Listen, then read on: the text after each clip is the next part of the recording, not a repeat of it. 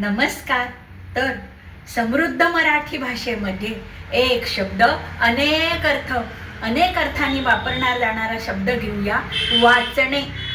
पुस्तक वाचणे, अपघातातून वाचणे, एखाद्याचे मन वाचणे, वाघाच्या किंवा गुंडांच्या तावडीतून वाचणे, अशिलाचे वकिलातर्फे गुन्ह्यातून वाचणे, चेंडूचा झेल घेता घेता बॉलरचा तोल जाऊन बॅट्समन वाचणे, चांगली ऑर्गॅनिक खते घातल्यामुळे मरता मरता झाडे वाचणे, ओडोमस किंवा गुड नाईट लावल्यामुळे डासांपासून बचाव म्हणजे डासांपासून वाचणे, खादाड खाऊच्या ताब्यातून लाडूचा डबा लपवून ठेवल्यामुळे वाचणे, मालकाचा फायदा करून दिल्यामुळे कशी बशी नोकरी वाचणे, दुसऱ्या नंबरपेक्षा एकच मार्क जास्त मिळाल्यामुळे कसा बसा पहिला नंबर वाचणे, एखाद्या स्त्रीचे शील वाचणे.